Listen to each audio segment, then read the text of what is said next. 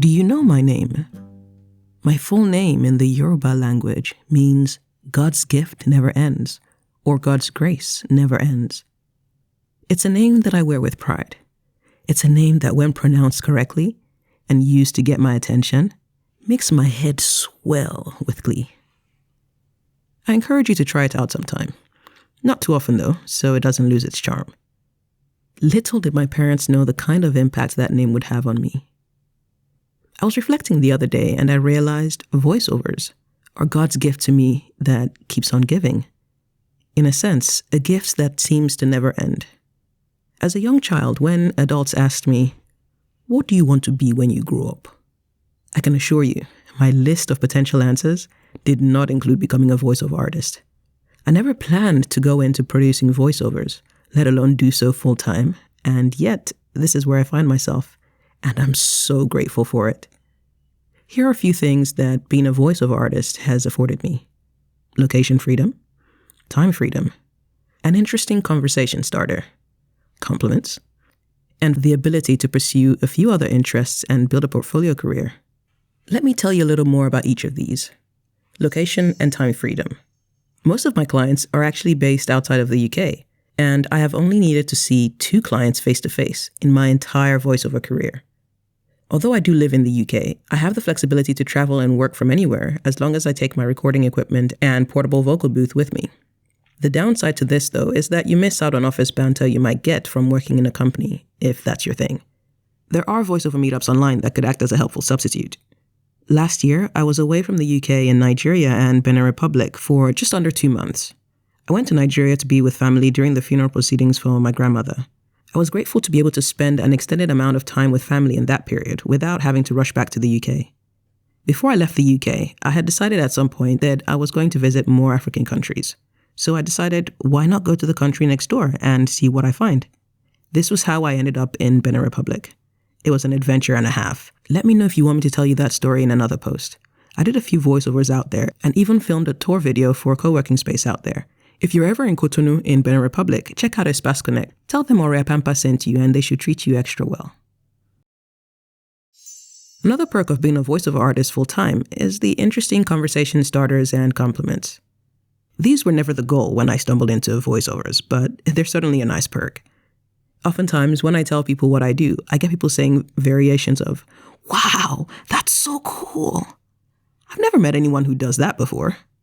You have such a cool voice. I can see why you do voiceovers." And, "How did you get into voiceovers?" My thoughts here are, I have to admit, compliments are nice. They make you feel all warm and fuzzy on the inside. Sometimes. I also get feedback from clients too, saying how they enjoyed working with me and how skilled I seem to be. They don't realize how much fun I have when doing voiceovers. I literally get paid to have fun. It's amazing. If you're curious to know the steps I've taken towards becoming a voiceover artist, by the way, check out my previous post where I outlined the steps I took. I'll also write another post on how I stumbled into voiceovers. It's an interesting story to tell, if I do say so myself.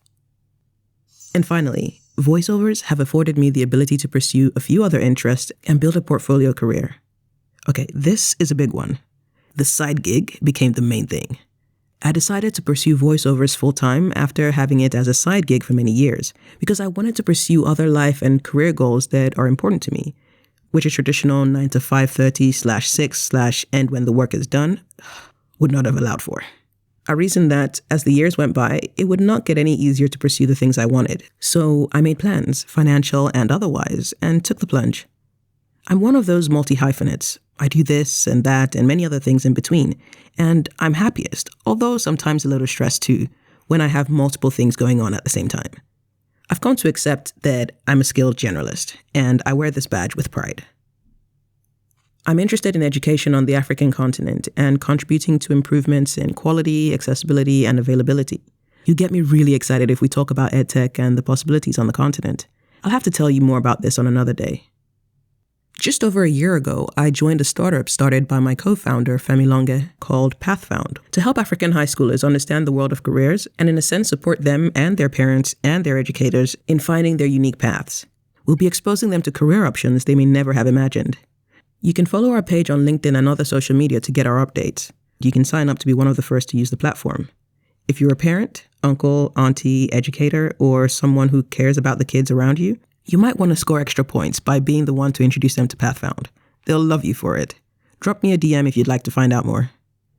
Then I'm also doing a PhD, part-time, thank God. This one, I have to give you the gist another day. The amount of imposter syndrome I've had to fight through, I'll save it for later. Anyway, the PhD is at Lancaster University, and it's in Technology Enhanced Learning, or as I like to say, EdTech for short. The goal here is to see how my research in education technology can positively impact the African continent. If you want to talk more about this, send me a message.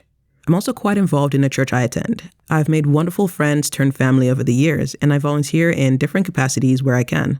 I love my church community and the work we do in the wider community. So I've just shared with you a few of the things that I do get up to.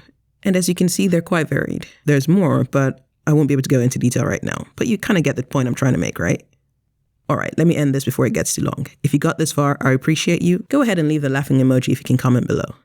I realized after writing this post that I've left quite a few loose ends, like what I thought I would be when I was younger, how I stumbled into voiceovers, my adventure in Benin Republic, my imposter syndrome PhD story, the story behind how my name was chosen and how to spell it in Yoruba. Let me know which one you want to hear about next in the comments, and I'll prioritize the most popular ones. Until next time, try your best, live your life to the fullest. You only have one. Use it well. Ora. About the author.